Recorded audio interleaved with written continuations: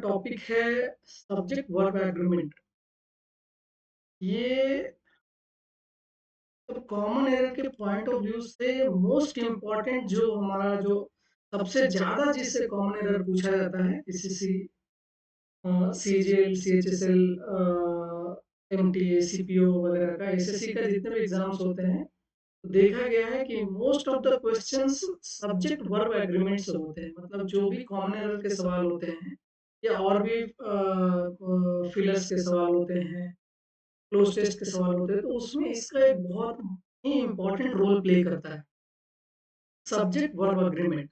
मतलब अगर आपको इंग्लिश समझना है तो आपको सब्जेक्ट के साथ वर्ब का एग्रीमेंट जो है अच्छे से समझना होगा। क्योंकि अ, मतलब जो सब्जेक्ट है, सब्जेक्ट के हिसाब से वर्ब होना चाहिए। तो आज का हमारा यही टॉपिक है सब्जेक्ट वर्ब एग्रीमेंट। तो इसमें देखेंगे और इसमें जो क्या जो हमें मतलब ये बहुत छोटा एरर होता है जो मतलब हमें समझ नहीं आता। तो उसमें क्या है कि इसको हम आज अच्छे से समझेंगे कि वो छोटा एरर क्या है जो हम समझ नहीं पाते, देख नहीं पाते। कई बार क्या होता है सेंटेंसेस को बड़े-बड़े सेंटेंसेस दे दिए जाते हैं। तो उसमें हमें ऑब्वियस एरर नहीं समझ में आता क्या है उसमें, क्या एरर है और फिर हम लोग उसको गलती कर बैठते हैं। तो वैसे क्वेश्चंस को उसमें जो है उन सभी क्वेश्चंस में सब्जेक्ट वर्ब एग्रीमेंट सबसे पहले, मतलब अगर आप कॉमन एरर के सवाल देख रहे हैं तो सबसे पहले आप में उसमें आपको उसमें सब्जेक्ट वर्ब एग्रीमेंट चेक करना है। सब्जेक्ट के हिसाब से वर्ब प्लेसमेंट है कि नहीं? अगर नहीं है तो पहले वहीं तो सब्जेक्ट वर्ब एग्रीमेंट के में क्या-क्या आता है? तो हम चलिए देखते हैं एक-एक एक सेंटेंस जो है वो देखेंगे, मैंने कर रखा है। तो सब्जेक्ट वर्ब एग्रीमेंट का मतलब क्या है? The verb must agree with its subject in number and person. मतलब जो वर्ब है, जो भी वर्ब का यूज़ हो रहा है, वो एग्री करना चाहिए सब्जेक्ट के नंबर और पर्सन। मतलब वो फर्स्ट पर्सन है, सेकंड पर्सन है, थर्ड पर्सन है, वो कौन-सा प्लूरल है, सिंगुलर है। तो सिंगुलर है तो सिंगुलर वर्ब होगा, प्लूरल है तो प्लूरल वर्ब होगा। मतलब पर्सन जैसे आई के साथ एम लगता है, ठीक है? तो उस तरह से जो है वो एग्री होने चाहिए। तो जो एरर होता है, जो हम लोग को समझ नहीं आता, कई बार क्या होता है सेंटेंस में जो है वो 2-2 तरह का हमको सब्जेक्ट नज़र आता है। तो किसके हिसाब से वर्ब लगाना है वो हमें क्लियर नहीं होता। तो ऐसी जगहों पे जो इसका जो पहला सेंटेंस है, the quality of mangoes was not good. अब यहाँ हमने वाज़ क्यों लगा, किसी-किसी को यहाँ पे ये लगेगा अरे यहाँ तो मैंगोज़ है, तो मैंगोज़ है तो फिर मैंगोज़ के साथ वो प्लूरल हो गया, तो यहाँ पे वर लगना चाहिए, वाज़ क्यों लगाया है? तो इसके लिए मैं बताऊँ कि अगर 2 सब्जेक्ट, अगर 2 सब्जेक्ट या 2 फ्रेज़ अगर प्रीपोज़िशन के साथ जुड़ा हो, तो प्रीपोज़िशन के पहले वाला जो होता है वो रियल सब्जेक्ट होता है।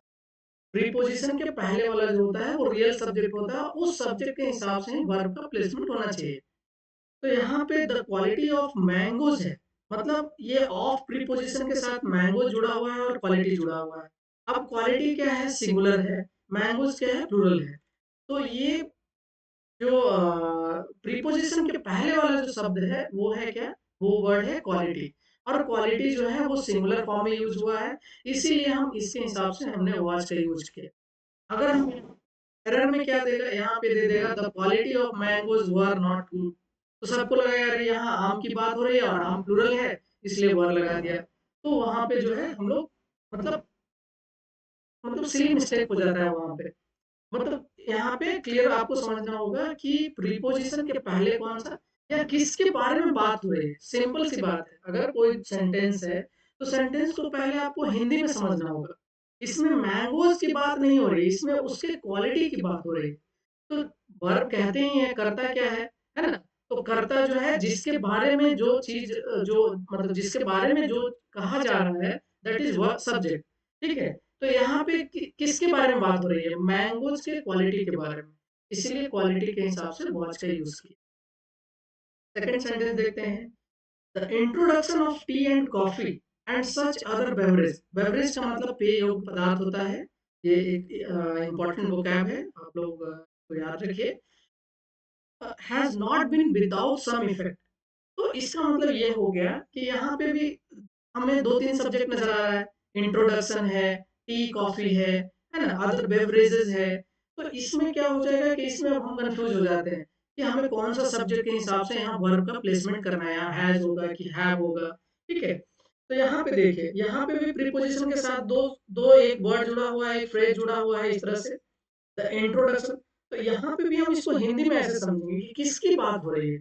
यहाँ टी और कॉफी के इंट्रोडक्शन की बात हो रही है।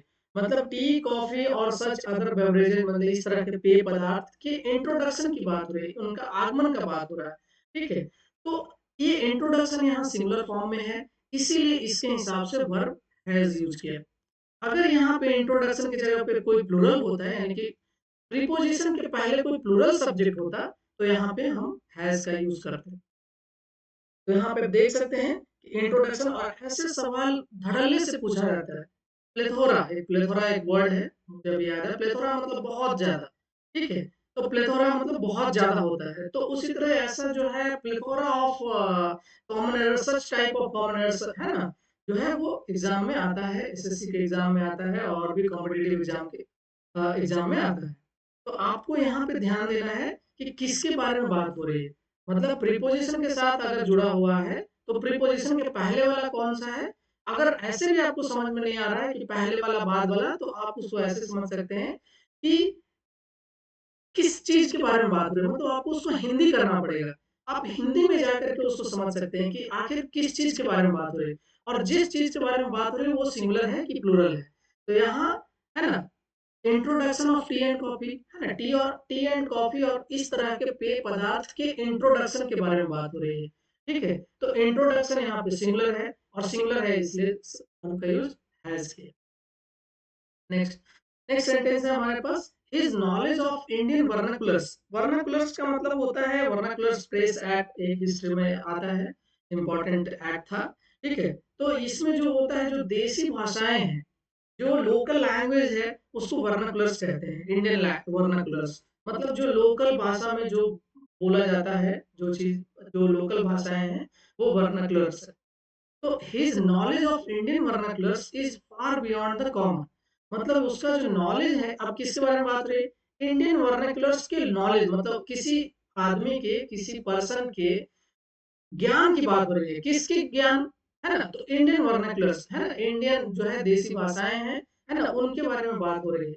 तो उनके, उसके ज्ञान के बारे में बात है, और नॉलेज यहाँ पे क्या है? हिज़ नॉलेज जो है, मतलब उसका नॉलेज, ये क्या है? ये सिंगुलर फॉर्म में यूज़ हुआ है, ठीक है? तो इस केस में जो है यहाँ पे इज़ लगेगा, यहाँ पे आर नहीं लगेगा। यहाँ पे क्या करेगा एग्ज़ाम में, his knowledge of Indian vernaculars are.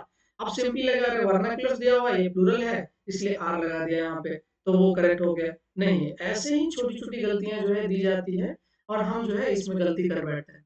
तो आपको क्लियरली समझना पड़ेगा कि किस चीज़ के बारे में बात हो रही है ना? Which is the real subject, कौन सब्जेक्ट काम कर रहा है, कर्ता कौन है इसमें, ठीक है? तो जो कर्ता है, उसके हिसाब से वर्ब का चयन होना चाहिए, वर्ब का यूज़ होना चाहिए। तो his knowledge of Indian vernaculars is far beyond the common is correct. The state of his affairs was such as to cause anxiety to his creditors। अब देखिए, एंजाइटी एक इंपॉर्टेंट वर्ड है। Anxiety का मतलब चिंता होता है, ठीक है? तो the state of his affairs was, अब देखिए यहाँ पे ऑफ के साथ दो चीजें जुड़ी हुई है, स्टेट है और हिज अफेयर्स है। अगर हम अफेयर्स में, अगर अफेयर्स के हिसाब से अगर देखेंगे तो वर्ब होना चाहिए, लेकिन यहाँ पे वाज क्यों लगाया है? तो स्टेट, यहाँ पे मैंने बताया कि प्रीपोजिशन के साथ अगर दो शब्द जुड़ा हुआ है, तो उसके पहले देखिए, यहाँ पे स्टेट स्थिति के बारे में बात हो रही है ना? मतलब उसकी स्थिति के बारे में बात करें, और स्थिति सिंगुलरली यूज हुआ है, इसीलिए हम यहाँ पे इसके हिसाब से सिंगुलर वर्ब का यूज करेंगे, दैट इज वाज, है ना? अगर प्लूरल यहाँ पे, अगर स्टेट की जगह कोई प्लूरल कोई चीज होता, कोई प्लूरल वर्ड होता, तो हम यहाँ पे वर लगाते, है ना? The state of his affairs was such as to cause anxiety to his creditors. मतलब ये इसका इसका कहने का मतलब ये है, अगर इसका हिंदी समझेंगे, तो जो है उसके जो लेनदार थे, मतलब क्रेडिटर्स, है ना? मतलब उसको जिस, मतलब उस जिस बंदे के बारे में बात हो रही है, उसके जो भी जिनसे वो उधारी लिया हुआ था, जो देनदार जो जो लेनदार थे, है ना? क्रेडिटर्स थे, है ना? उनका ये रवैया देख कर के, उस बंदे का रवैया देख कर के वो लोग चिंतित हैं। इसको ऐसे समझ सकते हैं, है ना? अब देखिए यहाँ पे भी एक इम्पोर्टेंट सेंटेंस है, ये बहुत बार एग्ज़ाम में आया हुआ है। If it were possible to get near, सबसे पहले तो यहाँ पे वर देखिए, वर क्यों यूज़ हुआ है? इट के साथ तो वाज़ यूज़ होना चाहिए। तो कभी भी जब हम इसके लिए आपको याद रखना है कि कभी भी जब हम काल्पनिक बात करते हैं, तो वहाँ पे हम लोग वर का यूज़ करते हैं, वाज़ का यूज़ नहीं करते हैं। जैसे if I were PM of this country, तो हमने क्या किया, कल्पना, if I were a bird, है ना? मतलब अगर मैं पंछी होता, तो ये क्या है, कल्पना है, ये रियलिटी नहीं है। तो काल्पनिक जब बात करते हैं, तो उस केस में इफ इट वर का यूज़ करेंगे, इफ इट वाज़ का यूज़ कभी नहीं करेंगे, और ये कई बार आ गया है, और इसमें 2 तरह का आता है, ठीक है?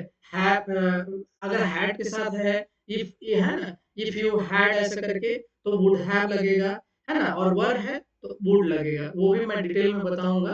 तो अभी जो है फिलहाल हम सब्जेक्ट वर्ब एग्रीमेंट में चल रहे हैं, तो ये भी एक तरह का सब्जेक्ट वर्ब एग्रीमेंट आप इसको समझ सकते हैं कि इट के साथ वर्ब एक्सेप्शन है यहाँ पे। और याद रखिए कि अगर आपको इंग्लिश में मतलब अच्छा स्कोर करना है, तो आपको जितने भी ग्रामर के एक्सेप्शंस हैं, उसको याद कर लीजिए। क्योंकि क्वेश्चंस हमेशा एक्सेप्शंस में ही फॉर्म किए जाते हैं। एक्सेप्शंस को ही हमेशा जो है वो फ़ोकस किया जाता है। कभी भी आप देखेंगे क्वेश्चन में, तो जितने भी अपवाद हैं, एक्सेप्शंस हैं, उसको ही उठाया जाता है। मान लीजिए जैसे 2 तरह का कोई 2 वर्ड दे दिया आपको, सेम टाइप का, जैसे प्रिंसिपल है, पीएएल, जिसमें एक में लगता है, एक में पीएलई होता है, ठीक है? तो वो वैसा दोनों डाल करके दे देगा कि इसमें प्रिंसिपल यूज़ करेंगे या प्रिंसिपल यूज़ करेंगे, ठीक है? तो एक का मतलब सिद्धांत, दोनों का मीनिंग ही अलग हो जाता है। तो ऐसे बहुत सारे सिमिलर टाइप के वर्ड्स हैं, वो भी मैं उसका एक अलग अलग से सीरीज़ लेके आऊँगा। इसमें सिमिलर टाइप के वर्ड्स होंगे जिसका, है ना, दैट हैज़ डिफरेंट मीनिंग, है ना? दैट हैव डिफरेंट मीनिंग्स, है ना? मतलब वो सुनने में आपको सेम ही लगेगा, लेकिन उसका मीनिंग अलग-अलग होता है। ऐसे ही क्वेश्चन्स ज़्यादा फॉर्म किए जाते हैं, जहाँ पे आपको एक्सेप्शंस है ना? रूल के एक्सेप्शंस हैं। तो यहाँ पे जो है ईट के साथ जनरली हम लोग वॉच का यूज़ करते हैं, लेकिन यहाँ एक्सेप्शन है, क्योंकि अगर ऐसा केस आता है जहाँ पे काल्पनिक बात हो रही है, तो वहाँ पे वर का इस्तेमाल। If it were possible to get near, अगर ऐसा, हम क्या कर रहे हैं, हम जो है यहाँ पे कल्पना कर रहे हैं। अगर ऐसा हो, ऐसा पॉसिबल हो, जो कि है ना, get near when one of the volcanic eruptions takes place, मतलब कहीं अगर ज्वालामुखी जहाँ पे उद्गार हो रहा है, ज्वालामुखी फटा है, अगर वहाँ पे अगर ऐसा पॉसिबल हो जाए कि नजदीक से देख सकें, नजदीक जा सकें, तो वी शुड, है ना, we should see a grand sight, तो हम लोग को एक ग्रैंड साइट का जो है अनुभव होगा। अब यहाँ पे देखिए बहुत सारी चीज़ें, इंपॉर्टेंट चीज़ें हैं इस सेंटेंस में, जो मैं आपको बताता हूँ। अभी देखिए यहाँ पे इफ इट वर क्यों लगा, वो मैंने बता दिया। सेकंड है, यहाँ पे देखिए यहीं पे फिर से एक सब्जेक्ट वर्ब एग्रीमेंट हो रहा है। One of the volcanic eruptions, eruptions मतलब उद्गार, ज्वालामुखी फटना, है ना? वोल्केनिक इरप्शंस का मतलब ज्वालामुखी फटना, ज्वालामुखी उद्गार, है ना? तो यहाँ पे अगर वोल्केनिक इरप्शंस को अगर हम सब्जेक्ट मान के चलेंगे, तो वहाँ पे टेक्स्ट नहीं होना चाहिए, क्योंकि आपको मालूम होना चाहिए कि अगर नाउन में एस या ईएस लगाते हैं तो वो प्लूरल होता है, लेकिन वर्ब में एस या ईएस लगाते हैं तो वो सिंगुलर होता है। यानी कि टेक में अगर ईएस लगा दिया, टेक में एस लगा दिया, टेक्स बना दिया, तो टेक्स का मतलब क्या हो गया, ये वर्ब सिंगुलर हो गया, ठीक है? नाउन का जस्ट अपोजिट होता है वर्ब। नाउन में एस या एस लगाने से प्लूरल बनता है, वर्ब में एस या एस लगाने से सिंगुलर बनता है। तो यहाँ पे क्या हुआ, टेक्स हमने लगाया। अब टेक्स क्यों लिया, तो यहाँ पे देखिए, यहाँ पे भी सेम थिंग है। ऑफ के साथ वन जुड़ा हुआ है और वोल्केनिक इरप्शंस जुड़ा हुआ है। तो आपको मैंने बताया कि एक ट्रिक है कि प्रीपोजिशन के पहले क्या है, आपको उसको देखना है। तो प्रीपोजिशन के पहले वन है, वन मतलब सिंगुलर, और सिंगुलर के हिसाब से टेक्स प्लेस। और जो मैंने आपको एक टेक्निक बताया कि आपको अगर कुछ नहीं समझ में आता है, तो सिंपली आप उसका हिंदी करके उसमें किसके बारे में बात हो रही है उसको समझिए। जैसे यहाँ पे हम बात करते हैं, one of the volcanic eruptions takes place. अब देखिए यहाँ पे क्या हो रहा है, वोल्केनिक इरप्शंस में किसी एक की बात हो रही है, मतलब सारे वोल्केनिक इरप्शंस की बात नहीं हो रही है। वोल्केनिक इरप्शंस में से किसी एक की बात हो रही है। One of the volcanic eruptions takes place. तो इसलिए यहाँ पे टेक्स प्लेस एग्जाम में क्या करेगा, या तो इस सेंटेंस में बहुत सारे गलती देने के चांसेस हैं, बहुत सारा आपको एग्जाम में जो है मतलब ट्रिक से फंसा सकता है। यहाँ पे ईट के साथ वॉज लगा देगा, पहला गलती। या अगर यहाँ पे छोड़ दिया, यहाँ पे वर कर दिया, तो यहाँ पे ऑप्शंस के बाद जो है टेक्स ना करके टेक कर देगा, यहाँ पे भी गलती है ना। We should see a grand side, मतलब यहाँ दोनों जगह जो है आपको एरर दे सकता है, कॉमन एरर में आ सकता है। तो आपको दोनों चीजें समझनी पड़ेगी। ये तो एक मैंने बता दिया, कल्पना के केस में वर्ब का ही इस्तेमाल होगा और किसी चीज का इस्तेमाल नहीं होगा, ठीक है। और one plus of plus plural noun अगर रहेगा तो वर्ब सिंगुलर रहेगा, ये ध्यान में रखिए। और नहीं तो वो ट्रिक याद में ध्यान में रखिए कि अगर ऑफ के साथ या कोई भी प्रीपोजिशन के साथ अगर दो शब्द जुड़ा हुआ है या एक शब्द दो एक फ्रेज जुड़ा हुआ है, तो जो पहले वाला है वो रियल सब्जेक्ट होता है और उसके हिसाब से ही आपको वर्ब का इस्तेमाल करना है। The results of recognition of this fact. अब देखिए यहाँ पे सेम थिंग है जो है ना। अब यहाँ पे हमने आर लगाया, क्यों आर लगाया, यहाँ पे देखिए अभी आप जो है फिर से वही ट्रिक पे जाइए कि ऑफ के साथ दो चीजें जुड़ी है, मतलब प्रीपोजिशन के साथ दो चीजें जुड़ी हुई है, एक तो रिजल्ट्स जुड़ा हुआ है और दूसरा रिकॉग्निशन ऑफ दिस फैक्ट जुड़ा हुआ है, ठीक है। तो रिकॉग्निशन ऑफ दिस फैक्ट यहाँ पे क्या हो जाएगा, recognition of this fact singularly use हुआ है और रिजल्ट्स प्लूरल में यूज हुआ है। तो आपको मैंने बताया कि ऑफ के पहले वाला कौन है, मतलब किसके बारे में बात हो रही है, इस फैक्ट के रिकॉग्निशन, रिकॉग्निशन मतलब पहचान होता है ना। उसका जो है रिकॉग्निशन के रिजल्ट्स के बारे में बात हो रही है, हिंदी में करके समझिए। यहाँ पे क्योंकि कंफ्यूजन के लिए क्या कर दिया, दो दो ऑफ लगा दिया है, तो डोंट बी कंफ्यूज। यहाँ पे मैंने जो ट्रिक बताया आपको, जो टेक्निक बताया कि आपको क्या करना है, उस सेंटेंस को हिंदी में समझना है कि हिंदी में जो है वो सेंटेंस का मीनिंग क्या निकल रहा है, उसमें सब्जेक्ट कौन बन रहा है, कर्ता कौन है। तो यहाँ पे कर्ता उसी को बोलते हैं जिसके बारे में बात हो रही है। सब्जेक्ट और प्रेडिकेट दो चीजें होती है, एक सेंटेंस में एक सब्जेक्ट होता है और एक प्रेडिकेट होता है, ठीक है। तो है ना, सब्जेक्ट कौन होता है, जिसके बारे में बात हो रही है, और प्रेडिकेट क्या होता है, जो कुछ भी बातें हो रही है, that is all are predicates, ठीक है। मतलब वो फ्रेज हो सकता है, वो शब्द हो सकता है ना, मतलब फ्रेज के फॉर्म में रहेगा। मतलब सब्जेक्ट को छोड़ करके बाकी जितना भी बचा हुआ है सब जो है वो क्या है, वो प्रेडिकेट है, ठीक है। तो यहाँ पे रिजल्ट्स यानी जो है रिजल्ट्स की बात हो रही है कि रिकॉग्निशन ऑफ दिस फैक्ट, इस फैक्ट के रिकॉग्निशन मतलब उसका पहचान का रिजल्ट्स के बारे में बात हो रही है, इसीलिए यहाँ पे आर का यूज किया है। Are seen in the gradual improvement, gradual मतलब धीरे धीरे सने सने, है ना, improvement of the diet of the poor, है ना। तो जो है वो जो पुअर का जो डाइट है, द पुअर मतलब होता है गरीब लोग, मतलब पुअर मतलब गरीब, है ना। अगर द के साथ poor, the rich, the poor, इस तरह से द ब्लाइंड, तो वो पूरे ग्रुप को डिनोट करता है। मतलब ऐसे शब्दों को आगे अगर द का इस्तेमाल कर देते हैं तो वो क्या करता है, पूरे ग्रुप को डिनोट करता है, ठीक है। पुअर का मतलब गरीब, द पुअर का मतलब गरीब लोग, ब्लाइंड का मतलब अंधा, द ब्लाइंड का मतलब अंधे लोग, रिच का मतलब अमीर, द रिच का मतलब अमीर लोग, ठीक है। तो यहाँ पे डाइट ऑफ द पुअर, ठीक है। तो इस तरह से आप देख सकते हैं कि सब्जेक्ट वर्ब अग्रीमेंट में क्या हो रहा है, एक बहुत ही माइनर मिस्टेक रहता है, और वर्ब का जो मिस्टेक है वो बहुत ही कॉमनली जो है पूछा जाता है। इसलिए सबसे पहले अगर आप कॉमन एरर के सवाल बनाते हैं तो सबसे पहले आपके दिमाग में आना चाहिए सब्जेक्ट वर्ब के साथ अग्री है कि नहीं। अगर एग्री नहीं है, पहला आप अगर आपने अगर फर्स्ट, बहुत लोग जो बहुत सारे रूल्स याद करते हैं और वो रूल्स जो है उसको रटते रहते हैं, क्या रूल्स है क्या रूल्स है। और मैंने जो आपको रामबाण बताया, जो पैनासिया बताया, जो जिसके लिए मैं वर्क कर रहा हूँ, दैट इज वो जो है वो आप रीडिंग हैबिट्स डाल दो। आपको जितना अच्छा रीडिंग हैबिट होगा, जितना अच्छा आप रीड करने का जितना क्षमता होगा, जितना फास्ट रीडिंग का क्षमता होगा, उतना ज़्यादा आप अच्छा स्कोर कर सकते हैं इंग्लिश में। इंग्लिश में स्कोर करने के लिए reading reading habit is the मतलब वन ऑफ द बेस्ट जो तरीका है इंग्लिश में अच्छा स्कोर करने का, that is reading habit, to inculcate reading habit in your daily routine, daily life. तो आपको जो है रीडिंग हैबिट आपको करना ही मतलब आपको डेवलप करना ही पड़ेगा रीडिंग हैबिट, ठीक है। Without developing reading habit you can, अगर आपने मान लो जॉब ले भी लिया तो आपको आगे चल के मुश्किल होगा क्योंकि बाकी चीज़ें जो है आपको बहुत सारे इंग्लिश में कोड्स, मैनुअल्स आपके जितने ऑर्डर्स होते हैं वो बहुत सारे इंग्लिश में रहते हैं। क्योंकि उसके हिंदी में ऑर्डर्स जो होते हैं वो बहुत ही टेक्निकल वर्ड होते हैं, तो फिर से आपको हिंदी पढ़ना पड़ेगा, ठीक है? तो आपको या हिंदी भी पढ़िए, इंग्लिश भी पढ़िए। तो उसमें जो है रीडिंग हैबिट जो है आपको डालना पड़ेगा, अगर आप जो है क्योंकि जिस दिन रीडिंग हैबिट आपको आ जाएगा तो बहुत सारी चीज़ें जब आप रीड करेंगे तो आपको ऐसा सेंटेंस पढ़ते ही गलती नज़र आ जाएगा, है ना? उस दिन आप समझ सकते हैं कि मेरा कॉमन एरर क्योंकि कॉमन एरर में आप याद करने का बहुत कुछ नहीं है। आप जस्ट पढ़ाई आप रीडिंग करिए, रीडिंग से ही आपको समझ में आ जाएगा कि यहाँ पे गलती है। चलिए नेक्स्ट देखते हैं सब्जेक्ट वर्ब एग्रीमेंट का नेक्स्ट। ये मैंने न्यूज़पेपर से लिया हुआ है। 2 सेंटेंस जो है न्यूज़पेपर में मतलब कल या परसों न्यूज़पेपर में मैंने देखा, सब्जेक्ट वर्ब एग्रीमेंट से रिलेटेड और क्या करता है, कई बार क्वेश्चन क्या कर देता है, बहुत ही लेंदी कर देता है। तो क्या होता है स्टूडेंट्स लोग जो है उसमें कन्फ्यूज़ होकर के कुछ भी मार के चले जाते हैं। ए, बी, सी, डी कुछ भी समझ में नहीं आया, कभी नो एरर मार दिया, ठीक है?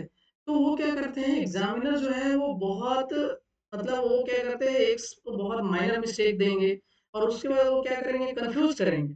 वो एक बड़ा-सा सेंटेंस दे देंगे।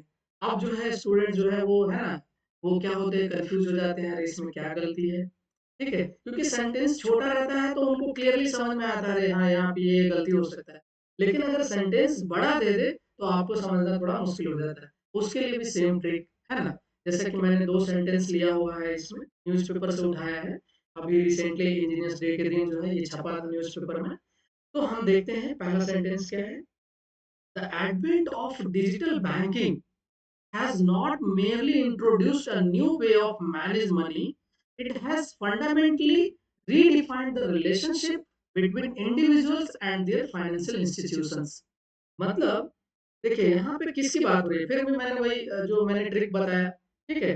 कि अगर मान लीजिए यही सेंटेंस आपके एग्जाम में पूछ दिया, मान लीजिए सीजीएल के मेंस में ये एग्जाम में आ गया। अब क्या होगा हम इसको जो है पूरा सेंटेंस को पढ़ेंगे, नीचे वाला सेंटेंस और भी बड़ा है, ठीक है? तो हम इसमें कन्फ्यूज़ हो जाते हैं, अरे यार! क्या क्या एरर हो सकता है इसमें?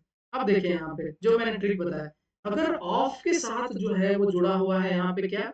एडवेंट जुड़ा हुआ है और डिजिटल बैंकिंग जुड़ा हुआ है। यहाँ पे तो ख़ैर दोनों सिंगुलर है तो इसमें प्रॉब्लम ही नहीं है ना? यहाँ पे आपको ऑफ के बाद कोई प्लूरल दे देगा, तो आप कन्फ्यूज़ हो जाएँगे हाँ, हैव होगा कि हैज़ होगा, ठीक है? तो यहाँ डिजिटल बैंकिंग के एडवेंट के बारे में बात हो रही है। यहाँ पे एक एडवेंट एक इम्पोर्टेंट वर्ड है और ये एग्जाम में आ चुका है, एसएससी सीजीएल के एग्जाम में आ चुका है, ठीक है? एडवेंट और advancement both are noun but दोनों के मीनिंग में डिफरेंस है। तो वो डिफरेंस क्या है वो भी हम आगे पढ़ेंगे, ठीक है? तो देख लीजिए the advent of digital banking इसीलिए यहाँ पे हैज होगा क्योंकि एडवेंट की बात हो रही है, आगमन की बात हो रही है, ठीक है? तो एडवेंट के साथ हैज लगेगा। Not merely introduced a new way of manage money यानी कि डिजिटल बैंकिंग आने से जो है ना? एक मतलब ये new new way of manage money money manage करने का एक नया तरीका ही नहीं मेयरली है ना मेयरली मतलब ये तरीका ही नहीं बल्कि it has fundamentally redefined the relationship between individual and financial institution. यहाँ फाइनेंशियल इंस्टीट्यूशन किसकी बात कर रहे हैं? बैंक की बात कर रहे हैं, बैंक्स की बात कर रहे हैं, ठीक है? बैंक से मुझे याद है बैंक रन करके एक जो है वो फ्रेज इडियम्स एंड फ्रेजेस में आता है, मतलब जो है होड़ लग जाना, बी लाइन, है ना? मतलब जो है बैंक रन मतलब कि लोग जो है पैसा मतलब कुछ ऐसा न्यूज़ आ गया मान लीजिए कि जो है मतलब ऐसा कुछ इस तरह का न्यूज़ आ गया, तो उसमें जो है लोग जो है अपना पैसा निकालने के लिए मान लो कि बैंक बुड़ जाएगा या बैंक जो है वो भाग जाएगा, पैसे लेके भाग जाएगा, ऐसा कुछ न्यूज़ आ गया, तो लोग क्या करते हैं अपने पैसे धड़ल्ले से निकालने लगते हैं। तो वो हो जाएगा bank run, that is bank run, ठीक है? तो it has fundamentally redefined the relationship between individual and है ना? मतलब उन्होंने एक मनी मैनेज करने का नया तरीका ही नहीं, बल्कि एक जो है रिलेशनशिप जो होता है इंडिविजुअल और फाइनेंशियल इंस्टीट्यूशन यानी बैंक के बीच उसको भी रीडिफाइन किया है। क्योंकि अब बहुत सारा ईज़ी हो गया है ना? पैसे भेजना भी ईज़ी हो गया है कंपेयर टू अर्लियर पीरियड, है ना? तो उसके बारे में है। नेक्स्ट नेक्स्ट सेंटेंस देखते हैं। एक्सेलरेटेड ग्रोथ, एक्सेलरेशन फिजिक्स से आया है ना? त्वरण जिसको बोलते हैं हिंदी में, मतलब जो है ग्रेजुअली स्पीड इंक्रीज होना, है ना? तो एक्सेलरेटेड ग्रोथ का मतलब आप यहाँ फिगरेटिवली यूज हुआ है, जो मैं कल बात किया था मैंने कि एक लिटरल मीनिंग शाब्दिक शाब्दिक अर्थ होता है और दूसरा फिगरेटिव मीनिंग होता है, मतलब इम्प्लाइड मीनिंग, है ना? इम्प्लाइड मतलब उसका हिडन मीनिंग होता है, मतलब जो है आपको उसका जो है परोक्ष मीनिंग जो जिसको बोलते हैं, है ना? वो चीज़ है। एक्सेलरेटेड ग्रोथ का मतलब क्या हुआ? मतलब बढ़ता हुआ ग्रोथ, है ना? मतलब इंक्रीजिंग है ना? असेंडिंग ऑर्डर में, असेंडिंग ग्रोथ, है ना? Accelerated growth of India's digital banking sector, मतलब इंडिया के डिजिटल बैंकिंग सेक्टर का जो एक्सेलरेटेड ग्रोथ है, मतलब त्वरित ग्रोथ है ना? तेज़ी से हो रहा ग्रोथ है ना? Propelled by the countries large population. Propel, अब देखिए प्रोपल्सन, प्रोपेल मतलब जो है किसी को ढकेलना, ऐसा प्रोपेल है ना? प्रोपल्सन जैसे रॉकेट में प्रोपल्सन होता है, मतलब कोई फोर्स फोर्स लगाना। बाय कंट्रीज लार्ज पॉपुलेशन, है ना? कंट्री के जो है एक लार्ज पॉपुलेशन के द्वारा, अलोंग विथ, है ना? साथ साथ में the rise in smartphone use, है ना? स्मार्टफोन यूज में बढ़ोतरी एंड इंटरनेट पेनेट्रेशन, है ना? और इंटरनेट पेनिट्रेशन का मतलब यहाँ पे पेनिट्रेशन का मतलब जो है फिगरेटिव मीनिंग में लिया गया है, फिगरेटिवली लिया गया है ना? कि लोग इंटरनेट ज़्यादा से ज़्यादा यूज़ कर रहे हैं, ठीक है? पेनिट्रेशन का मतलब भेदना होता है, तो यहाँ पे फिगरेटिव मीनिंग मतलब इंटरनेट में ज़्यादा लोग यूज़ कर रहे हैं। यहाँ पे अब देखिए हैज़ का यूज़ हुआ है, अब क्यों हैज़ का यूज़ हुआ है? Resulted in substantial increase, substantial का मतलब होता है बहुत ज़्यादा, मतलब महत्व, मतलब बहुत ज़्यादा, है ना? Substantial increase in total digital payment transaction volume, है ना? मतलब सब्सटैंशियल इंक्रीज़ का मतलब हुआ बहुत ज़्यादा इंक्रीज़ हुआ, टोटल डिजिटल पेमेंट ट्रांज़ैक्शन में। मतलब जो डिजिटल पेमेंट हो रहा है, उसमें जो है मतलब एक सब्सटैंशियल इंक्रीज़ देखा गया। अब देखिए यहाँ पे क्या कर देगा एग्ज़ाम में आपको हैव लगा देगा। अब इतना बड़ा सेंटेंस में आपको ढूँढते रहिए कि कहाँ पे यहाँ पे कहीं कोई देखेगा अरे यहाँ पे इंडियाज़ में एस नहीं, एपोस्ट्रोफ एस नहीं लगेगा। कोई कुछ और देखेगा, कोई लगेगा अरे इतना सारा ये जो है कंट्रीज़ में इस नहीं लगेगा, अलोंग विथ कहीं और, मतलब वो क्या होगा, वो कन्फ्यूज़ हो जाते हैं कि कहाँ पे एरर हो सकता है। तो इसीलिए एक ट्रिक है कि जब भी बड़ा सेंटेंस का कॉमन एरर आता है, तो सबसे पहले you should whether the subject agree with his its verb और नॉट, है ना? In person and number, number और पर्सन में उससे अग्री होना चाहिए। तो यहाँ पे देखिए, अब देखिए यहाँ पे कुछ नहीं, एक्सेलरेटेड ग्रोथ की बात हो रही है और एक्सेलरेटेड ग्रोथ जो है सिंगुलरली यूज हुआ है, इसमें कोई भी प्लूरल नहीं है, सिंगुलर वर्ड है, तो इसीलिए इसके हिसाब से हैज का इस्तेमाल हुआ है। सिंपल, इट्स वेरी सिंपल, इसमें जो है आपको ज़्यादा सोचने की ज़रूरत नहीं है, ठीक है? यहाँ पे क्या है, यहाँ पे बाकी जितने भी हैं, इन सब से मतलब नहीं है। एक्सेल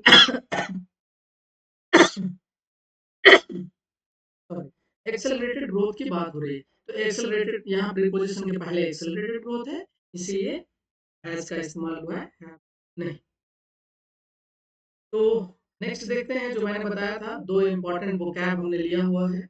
आज का क्लास थोड़ा छोटा रखेंगे, ठीक है? नेक्स्ट डे एक मैं स्टोरी के साथ आपको जो है एक इम्पोर्टेंट वोकैब में, वोकैब को स्टोरी के फॉर्म में मैंने डिज़ाइन किया है। नेक्स्ट नेक्स्ट क्लास जो है वो उसको मिस ना करें, क्योंकि किसी भी चीज़ को याद करने के लिए, कभी भी मैंने बताया लैंग्वेज है और लैंग्वेज में शब्दों का भरमार है, ठीक है? तो इट्स अ ह्यूमंगस टास्क, मतलब आपको बहुत ईज़ी नहीं है कि आप जो है एक दिन में ये कर लेंगे, आप बहुत सारा वोकैब रट लेंगे। आपको क्या करना होगा, कहानियों से, मैंने क्या बताया याद करने का एक जो है सबसे अच्छा ट्रिक है वोकैब याद करने का, आप उसको रिलेट करिए। Relate with something, relate with you know, मतलब आप जिसको जानते हैं, है ना? आप उससे रिलेट करिए, किसी वस्तु से रिलेट करिए, किसी स्टोरी से रिलेट करिए, तो आपको याद रहेगा। इसीलिए कभी भी वोकैब जो है सिंपली वो रटना नहीं चाहिए, कभी भी स्टोरी के फॉर्म में उसको पढ़ना चाहिए, रीडिंग करना चाहिए, तभी आपको याद रहेगा। तो इसलिए मैंने उस तरह से क्लास को डिज़ाइन किया है। आपको एक स्टोरी है, स्टोरी के अंदर बहुत अच्छे-अच्छे वर्ड्स आए हैं, वो वर्ड्स जो है आपको ध्यान में रहेगा अगर वो स्टोरी याद रहे।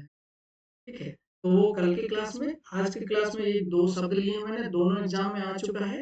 एडवेंट की जगह पे एडवांसमेंट दे दिया था। देखिए दोनों बोथ आर डिफरेंट वर्ड्स, ठीक है? both are noun, but meaning of the meanings are different. तो पहला मीनिंग क्या है? एडवेंट का मीनिंग क्या है? The arrival. एडवेंट का मतलब आगमन, अराइवल और कमिंग ऑफ समथिंग इम्पोर्टेंट और अवेटेड। किसी का इंतजार है, वो आ गया, है ना? या कुछ महत्वपूर्ण चीज है जो आ गया, अराइवल है, कमिंग है, तो उसको हम वहां पे हम एडवेंट का यूज करेंगे। फॉर एग्जाम्पल, है ना, द एडवेंट ऑफ इंटरनेट है ना रिवॉल्यूशनाइज्ड कम्युनिकेशन। मतलब इंटरनेट का आगमन से जो है कम्युनिकेशन में क्रांति आ गया है ना? इसका मतलब ये हुआ इस सेंटेंस का मतलब। अब यहाँ पे क्या कर देगा? आपको एडवांसमेंट दे देगा, वर्ड ही पूरा चेंज कर दिया, है ना? तो एडवांसमेंट में भी लोगों को अरे एडवांस जो है, एडवांसमेंट किससे बना है? एडवांस से, ठीक है? तो एडवांस का मतलब अलग होता है, एडवेंट का मतलब होता है आगमन और एडवांसमेंट, ठीक है? दोनों बोथ आर डिफरेंट थिंग्स, है ना? सेकंड अगर दूसरा सेंटेंस देखते हैं, एडवेंट ऑफ ऑनलाइन शॉपिंग, मतलब अमेज़न, फ्लिपकार्ट, है ना? बहुत सारे अभी मिंत्रा, है ना? तो advent of online shopping has revolutionised the retail industry, reducing the need for physical stores. मतलब जो ऑनलाइन शॉपिंग का जो एडवेंट हुआ, आगमन हुआ, उससे क्या हो गया है? उससे रिटेल रिटेल इंडस्ट्री जो है, जो खुदरा जो इंडस्ट्री है, खुदरा विक्रेता का इंडस्ट्री है, वो क्या हुआ है? उसमें क्रांति आ गई है और वो जो है फिजिकल स्टोर्स के नीड को कम कर दिया है, क्योंकि जगह तो लिमिटेड है, ठीक है? तो आपको अगर उसको उन चीज़ों को बेचना है, तो आप हर जगह दुकान नहीं खोल सकते हैं।